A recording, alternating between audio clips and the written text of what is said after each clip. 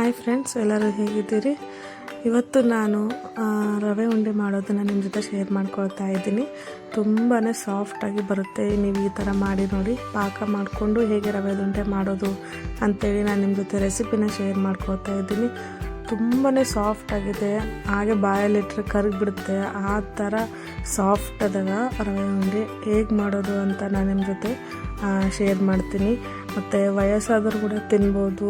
ಅಷ್ಟು ಮೆತ್ತಗದವ ರವೆ ಉಂಡೆ ಮಾಡೋದು. ನೋಡಿರಿ ಎಷ್ಟು ಸಾಫ್ಟ್ ಅದಾವ ಅಂದ್ರೆ ತುಂಬಾ ಸಾಫ್ಟ್ ಇದೆ. ಬಾಯಲ್ಲಿಟ್ಟರೆ ಕರಗಿಬಿಡ್ಬೇಕು ಆ ಥರ ಇದ್ದಾವೆ.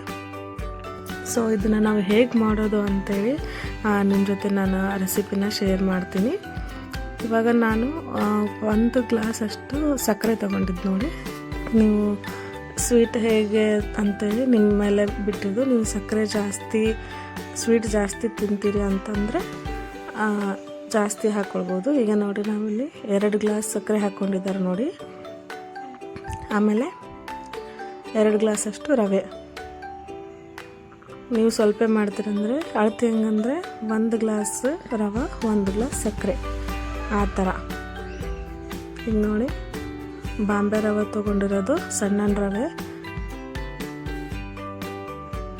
ಆಗಲೇ ನಾವು 2 ಗ್ಲಾಸ್ ಸಕ್ಕರೆ ತೊಗೊಂಡಿವಲ್ಲ, ಇವಾಗ 2 ಗ್ಲಾಸ್ ಅಷ್ಟು ರವೆ ತೊಗೊಳ್ತಾ ಇರೋದು.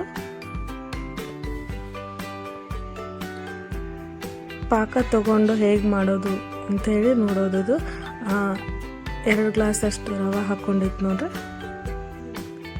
ನಾವು ಸ್ವಲ್ಪ ಸಕ್ಕರೆ ಕಮ್ಮಿ ತಿನ್ನೋದ್ರಿಂದ ಮೇಲೊಂದು ಸ್ವಲ್ಪ ಹಾಕ್ಕೊಳ್ತಾ ಇದ್ದೀವಿ ರವೆನ. ನೀವು ಸಕ್ಕರೆ ಜಾಸ್ತಿ ತಿಂತೀನಿ ಅನ್ನೋದಿತ್ತಂದರೆ ನೀವು 2 ಗ್ಲಾಸ್ ಸಕ್ಕರೆಗೆ 2 ಗ್ಲಾಸ್ ರವೆ ಹಾಕ್ಕೊಳ್ಬೋದು. ನಾವು ಸ್ವಲ್ಪ ಕಮ್ಮಿ ಸ್ವೀಟ್ ತಿನ್ನೋದ್ರಿಂದ ಅರ್ಧ ಗ್ಲಾಸ್ ಅಷ್ಟು ಜಾಸ್ತಿ ಹಾಕ್ಕೊಂಡಿರೋದು. ಮತ್ತು ಸಕ್ಕರೆ ತೊಯ್ಯಷ್ಟು ನೀರು ಹಾಕ್ಕೊಳ್ಬೇಕು ನೋಡಿ. 2 ಗ್ಲಾಸ್ಗೆ 1 ಗ್ಲಾಸಿನ ಸ್ವಲ್ಪ ಒಳಗಡೆನೇ ನೀರು ಹಾಕಿರೋದು. ಜಾಸ್ತಿ ನೀರು ಹಾಕಿದರೆ ಭಾಳತನ ಕುದಿಸ್ಬೇಕಾಗತ್ತೆ ಸಕ್ಕರೆ ಪಾಕ ಬರೋದಕ್ಕೆ. ಸೊ ಹಂಗಾಗಿ ಸ್ವಲ್ಪ ನೀರು ಹಾಕ್ಕೊಳ್ಬೇಕು. ಇಲ್ಲಿ 2 ದೊಡ್ಡ ಚಮಚದಷ್ಟು ತುಪ್ಪ ಹಾಕ್ಕೊಂಡು ರವೆನ ಹುರ್ಕೊಳ್ಬೇಕು. ಸಣ್ಣ ಉರಿಯಲ್ಲಿಟ್ಟು ಹುರಿಬೇಕು ರವೆನ. ಉರಿ ಜಾಸ್ತಿ ಜೋರಿತ್ತಂದರೆ ಹೊತ್ತಿ ಬಿಡ್ತಾವೆ. ಸೊ ಹಂಗಾಗಿ ಮೀಡಿಯಮ್ ಫ್ಲೇಮನ್ನು ಅಲ್ಲ, ಸ್ವಲ್ಪ ಸಣ್ಣ ಉರಿಯಲ್ಲಿಟ್ಟೆ ನಾವು ರವೆನ ಹುರಿಬೇಕು. ತುಪ್ಪದಾಗೆ ಹುರಿಯೋದ್ರಿಂದ ಘಮ ಚೆನ್ನಾಗಿ ಬರುತ್ತೆ. ಸೊ ಹಂಗಾಗಿ 2 ಚಮಚದಷ್ಟು ತುಪ್ಪ ಹಾಕ್ಕೊಂಡಿದ್ದೆ ನೋಡಿ. ಇವಾಗ ರವೆ ಎಲ್ಲ ಹುರಿದಾಯ್ತು. ಕೈ ಹಿಂಗೆ ಮುಟ್ಟಿದ್ರೆ ಚುರುಕಂತ ಇದೆ, ಹಂಗಂದ್ರೆ ಈಗ ರವೆ ಹುರಿದು ರೆಡಿ ಆಯಿತು ಅಂತೇಳಿ. ಈಗ ಪಾಕ ಮಾಡ್ಕೊಳ್ಬೇಕು. ಒಂದೆಳೆ ಪಾಕ ಬರೋಷ್ಟು ಪಾಕ ಮಾಡ್ಕೊಳ್ಬೇಕು. ನೀರು ಜಾಸ್ತಿ ಹಾಕಿದರೆ ಎಷ್ಟೊತ್ತನ ಕುದಿಸ್ಬೇಕಾಗತ್ತೆ. ಸೊ ಹಂಗಾಗಿ ಸಕ್ಕರೆ ತೊಯ್ಯಷ್ಟೇ ನೀರು ಹಾಕೋದ್ರಿಂದ ಜಲ್ದಿ ಪಾಕ ಆಗುತ್ತೆ. ಪಾಕ ಮಾಡ್ಕೊಳ್ಬೇಕು ಇವಾಗ. ಅಷ್ಟೊತ್ತಿಗೆ ರವೆ ಕೂಡ ತಣ್ಣಗಾಗುತ್ತೆ ನೋಡಿ. ಈ ಥರ ನಿಮಗೆ ಕಾಣಿಸ್ತಿರ್ಬೇಕು. ಇಲ್ಲಿ ಒಂದೆಳೆ ಪಾಕ ಬಂದಿದೆ ನೋಡಿ. ಇವಾಗಿದು ಪಾಕ ರೆಡಿ ಆಯ್ತು. ಇವಾಗ ಗ್ಯಾಸ್ ತೆಗೆದುಬಿಟ್ಟು ಈಗ ಪಾಕಕ್ಕೆ ನಾವು ರವೆನ ಹಾಕ್ಕೊಳ್ಳೋದು. ಇವಾಗ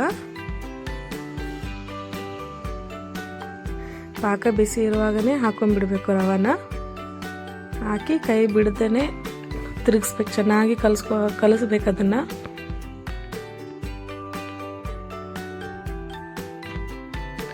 ಗಂಟಾಗದೆ ಚೆನ್ನಾಗಿ ಕಲಿಸ್ಬೇಕು ಅದನ್ನು ನೋಡಿ. ಈ ಥರ ತುಂಬಾ ಸಾಫ್ಟ್ ಆಗುತ್ತೆ ಫ್ರೆಂಡ್ಸ್. ಈ ಥರ ನೀವು ಒಂದ್ಸರಿ ಮನೇಲಿ ಟ್ರೈ ಮಾಡಿ ನೋಡಿ. ಕೆಲವೊಬ್ಬರಿಗೆ ಗಟ್ಟಿಯಾಗಿ ಬಿಡುತ್ತೆ ರವೆ ಉಂಡೆ. ಈ ಥರ ಮಾಡಿ ನೋಡಿ. ತುಂಬಾ ಸಾಫ್ಟಾಗಿರುತ್ತೆ, ಮೃದುವಾಗಿ ಬರುತ್ತೆ. ಬಾಯಲ್ಲಿಟ್ಟರೆ ಕರಗಬೇಕು. ಎಷ್ಟು 1 ತಿನ್ನೋರು 2 ಇಲ್ಲ 3 ತಿನ್ಬೋದು, ಅಷ್ಟು ರುಚಿಯಾಗಿರುತ್ತೆ. ಆಮೇಲೆ ನೀವು 15-20 ದಿವಸನ ಸ್ಟೋರ್ ಮಾಡಿಟ್ರೆ ಇವು ಕೆಡೋದಿಲ್ಲ, ಹಾಗೆ ಸಾಫ್ಟಾಗಿ ಇರುತ್ತೆ ನೋಡಿ. ಈ ಥರ ಚೆನ್ನಾಗಿ ಕಲಿಸ್ಕೊಳ್ಬೇಕಿದು. ಸ್ವಲ್ಪ ಹೊತ್ತು ಮುಚ್ಚಿಡಬೇಕು. ಆಮೇಲೆ ಪಾಕ ಎಲ್ಲ ಚೆನ್ನಾಗಿ ಹೀರ್ಕೊಂಡು ಬಿಡುತ್ತೆ ರವೆ. ಸ್ವಲ್ಪ ಸ್ವಲ್ಪ ಕಲಿಸ್ಕೊಳ್ಬೇಕು. ಆಮೇಲೆ ಇಲ್ಲಿ ಒಂದು 3-4 ಚಮಚದಷ್ಟು ನೀರು ನೋಡಿ, ಈ ಥರ 2 ಸರಿ ಈ ಥರ ನೀರು ಹೊಡೆದಿಡಬೇಕು. ಇದೇ ಸೀಕ್ರೆಟ್ ಮೆತ್ತಗಾಗೋದಕ್ಕೆ. ಅದು ರವಾದುಂಡೆ ಮೆತ್ತಗೆ ಮೃದುವಾಗಿ ಬರೋದಕ್ಕೆ ಕಾರಣನೇ ಈ ಥರ ಸ್ವಲ್ಪ ನೀರು ಹೊಡೆದಿಡಬೇಕು.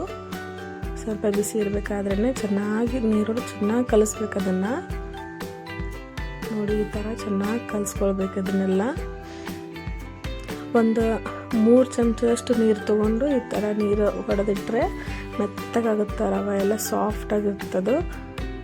ಸೊ ಹಂಗಾಗಿ ಸ್ವಲ್ಪನೇ ನೀರು, ಮತ್ತು ಜಾಸ್ತಿ ಹಾಕೋಂಗಿಲ್ಲ, ಸ್ವಲ್ಪ ನೀರು ಹಾಕ್ಕೊಂಡು ಈ ಥರ ಕಲಿಸ್ಕೋಬೇಕು. ಚೆನ್ನಾಗಿ ಎಲ್ಲ ಒಂದು ರೌಂಡ್ ಕಲಿಸ್ಕೊಂಡ್ಮೇಲೆ ಅದು ಇದೆಲ್ಲ ತಣ್ಣಗಾಗಬೇಕಿದು ನೋಡಿ. ಈ ಥರ ಚೆನ್ನಾಗಿ ಕಲಿಸ್ಕೊಳ್ಬೇಕು. ಕೈಗೆ ಈ ಥರ ನೀರು ಹಚ್ಕೊಂಡು ಉಂಡೆ ಕಟ್ಕೊಳ್ಬೇಕು. ಕೈಗೆ ನೀರು ಹಚ್ಕೊಳ್ಳೋದ್ರಿಂದ ಸಾಫ್ಟೂ ಆಗುತ್ತೆ. ಆಮೇಲೆ ನಿಮಗೆ ಕೈಗೆ ಹತ್ಕೊಳ್ಳೋದಿಲ್ಲ ಜಾಸ್ತಿ ರವೆ ಎಲ್ಲ. ಆಮೇಲೆ ನೋಡಿ, ಈಗ ಇದಕ್ಕೆ ಒಂದು ಸ್ವಲ್ಪ ಜಾಜಿಕಾಯಿ ಕುಟ್ಟಿ ಹಾಕಿದ್ದೀವಿ. ನೀವು ಹಾಕ್ಕೊಳ್ಬೋದು, ಇಲ್ಲಾಂದರೆ ಸ್ಕಿಪ್ ಮಾಡ್ಕೊಳ್ಬೋದು. ಏಲಕ್ಕಿ ಪುಡಿ ಕೂಡ ಹಾಕ್ಕೊಳ್ಬೋದು. ಅಂದ್ರೂ ಜಾಜಿಕಾಯಿ ಹಾಕೋದ್ರಿಂದ ಘಮ ತುಂಬಾ ಚೆನ್ನಾಗಿರುತ್ತೆ ಇದು ಘಮ. ಸೊ ಹಂಗಾಗಿ ಜಾಜಿಕಾಯಿ ಹಾಕ್ಕೊಂಡಿದ್ದೀವಿ. ಆಮೇಲೆ ಈಗ ಒಂದು 2 ಚಮಚದಷ್ಟು ತುಪ್ಪ ಹಾಕ್ಕೊಂಡು ಮತ್ತೆ ಕಲಿಸಿ ಇದು ತಣ್ಣಗಾದ್ಮೇಲೆ ಉಂಡೆ ಕಟ್ಟೋದು. ನೀವು ಪಾಕ ತೆಗೆದ್ಮೇಲೆ ರವೆ ಹಾಕಿ ಕಲಿಸ್ತಿರಲ್ಲ, ಆಮೇಲೆ ಒಂದು ಸ್ವಲ್ಪ ಹೊತ್ತು ಅದನ್ನು ಮುಚ್ಚಿಡಬೇಕು. ಅದನ್ನು ಒಂದು 10 ನಿಮಿಷದಷ್ಟು ಮುಚ್ಚಿಡಬೇಕು. ಆಮೇಲೆ ಸ್ವಲ್ಪ ನೀರು ಹೊಡೆದು ಆಮೇಲೆ ಒಂದಿಷ್ಟು ಏಲಕ್ಕಿ ಪುಡಿ ಅಥವಾ ಜಾಜಿಕಾಯಿ ಪುಡಿಯನ್ನು ಹಾಕಿ 1-2 ಚಮಚದಷ್ಟು ತುಪ್ಪ ಹಾಕಿ ಕಲಿಸ್ಕೊಳ್ಬೇಕು ಮತ್ತೊಮ್ಮೆ ಚೆನ್ನಾಗಿ. ಇವಾಗ ಇದು ತಣ್ಣಗಾಗೈತಿ. ಇವಾಗ ಇದು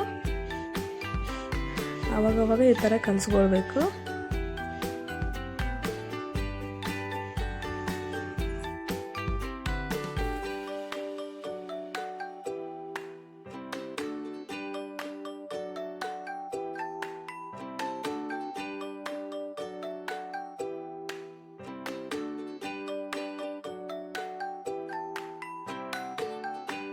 ಇವಾಗ ನಾನಿಲ್ಲಿ ಒಂದು ಸ್ವಲ್ಪ ದ್ರಾಕ್ಷಿನ ತುಪ್ಪದಲ್ಲಿ ಹುರಿತಾ ಇದ್ದೀನಿ ನೋಡಿ. ನೀವು ದ್ರಾಕ್ಷಿ, ಗೋಡಂಬಿ, ಬಾದಾಮಿ ಏನೇ ತೊಗೋಬೋದು. ದ್ರಾಕ್ಷಿ ಯಾಕಂದ್ರೆ ಮೇಲೆ ಉಂಡೆ ಕಟ್ಟಿ ಮೇಲೆ ಇಡೋದ್ರಿಂದ ತುಂಬ ಚೆನ್ನಾಗಿ ಕಾಣಿಸುತ್ತೆ ದ್ರಾಕ್ಷಿ.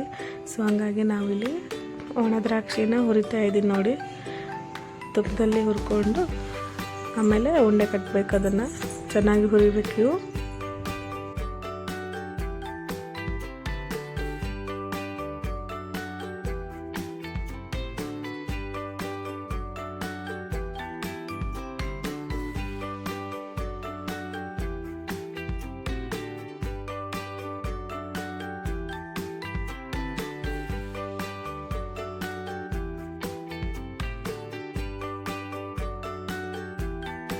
ಆಮೇಲೆ ಒಂದು ಸ್ವಲ್ಪ ಕೊಬ್ಬರಿ ತುರಿಬೇಕು.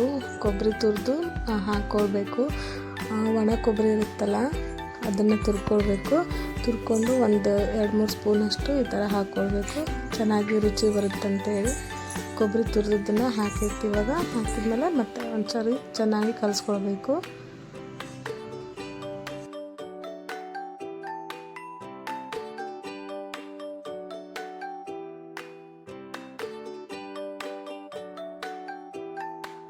ಇವಾಗ ಇದೆಲ್ಲ ತಣ್ಣಗಾಗೈತಿ. ಈಗ ಒಂದು ಸ್ವಲ್ಪ ಕೈಗೆ ನೀರು ಹಚ್ಕೊಳ್ಬೇಕು. ನೀರು ಹಚ್ಕೊಂಡು ಸ್ವಲ್ಪ ಸಣ್ಣ ಸಣ್ಣ ಉಂಡೆಗಳನ್ನು ತೊಗೊಂಡು ಮಾಡೋದು.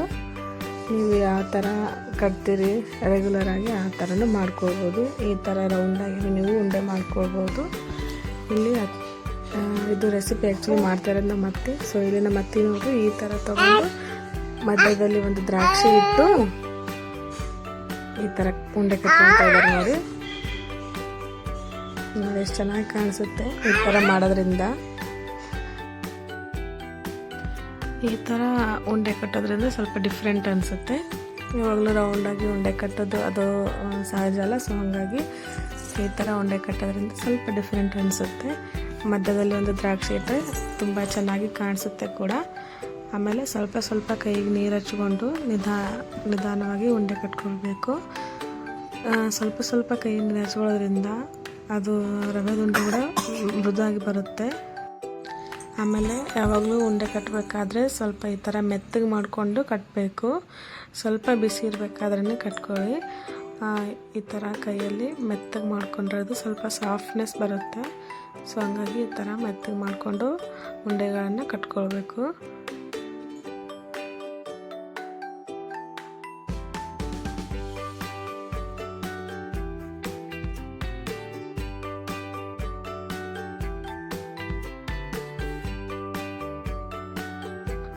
ಇವಾಗ ನೋಡಿ ಎಲ್ಲ ಉಂಡೆನೆಲ್ಲ ಕಟ್ಟಿದ್ದಾಯ್ತು. ಈಗ ಎಷ್ಟು ಚೆನ್ನಾಗಿ ಕಾಣಿಸ್ತಾ ಇದ್ದಾವಲ್ಲ. ಒಂದ್ಸರಿ ನೀವು ಕೂಡ ಈ ಥರ ಟ್ರೈ ಮಾಡಿ ನೋಡಿ. ತುಂಬಾ ರುಚಿಯಾಗಿರುತ್ತೆ ಮತ್ತು ಸಾಫ್ಟಾಗಿರುತ್ತೆ. ಸೊ ನೀವು ಕೂಡ ಒಂದ್ಸರಿ ಈ ರೆಸಿಪಿನ ಒಂದ್ಸರಿ ನೀವು ಟ್ರೈ ಮಾಡಿ ನೋಡಿ. ಪಾಕ ತೆಗೆದ್ಬಿಟ್ಟು ಯಾವ ಥರ ರವೆ ಉಂಡೆನ ಮಾಡೋದು ಅಂಥೇಳಿ ತುಂಬ ರುಚಿಯಾಗಿ ಬರುತ್ತೆ. ಮತ್ತು ನೀವು ಒಂದು 15-20 ದಿವಸ ಸ್ಟೋರ್ ಮಾಡಿಟ್ರೂ ಏನಾಗಲ್ಲ, ಅದೇ ಸಾಫ್ಟ್ ಇರುತ್ತೆ, ಹಾಗೆ ಸಾಫ್ಟ್ ಇರುತ್ತೆ, ಮತ್ತು ಗಟ್ಟಿಯಾಗೋದು ಏನೂ ಆಗಲ್ಲ. ತುಂಬಾ ರುಚಿಯಾಗಿರುತ್ತೆ. ಒಂದ್ಸರಿ ಈ ಥರ ನೀವು ಟ್ರೈ ಮಾಡಿ ನೋಡಿ. ಸೊ ನಿಮಗೆ ವಿಡಿಯೋ ಇಷ್ಟವಾದಲ್ಲಿ ಪ್ಲೀಸ್ ಒಂದು ಲೈಕ್ ಮಾಡಿ, ಮತ್ತು ನನ್ನ ಚಾನಲ್ನ ಸಬ್ಸ್ಕ್ರೈಬ್ ಮಾಡ್ಕೊಳ್ಳಿ ಫ್ರೆಂಡ್ಸ್. ಮತ್ತು ನಾನು ಹೆಚ್ಚಿನ ವೀಡಿಯೋಗಳನ್ನು ಅಥವಾ ರೆಸಿಪಿಗಳನ್ನು ನಿಮ್ಮ ಜೊತೆ ನಾನು ಶೇರ್ ಮಾಡ್ಕೊತೀನಿ. ಸೊ ಹಾಗಾಗಿ ಪ್ಲೀಸ್ ನನ್ನ ಚಾನಲನ್ನು ಸಬ್ಸ್ಕ್ರೈಬ್ ಮಾಡ್ಕೊಳ್ಳಿ ಫ್ರೆಂಡ್ಸ್. ಮತ್ತು ಪಕ್ಕದಲ್ಲಿರೋ ಬೆಲ್ಲೈಕನ್ನ ಕ್ಲಿಕ್ ಮಾಡಿ. ಸೊ ನಾನು ಯಾವುದೇ ವೀಡಿಯೋನ ಅಪ್ಲೋಡ್ ಮಾಡಿದರೆ ನೋಟಿಫಿಕೇಷನ್ ಬರುತ್ತೆ ನಿಮಗೆ. ಸೊ ನನ್ನ ಚಾನಲ್ನ ಸಬ್ಸ್ಕ್ರೈಬ್ ಮಾಡ್ಕೊಳ್ಳಿ friends. Thank you for watching.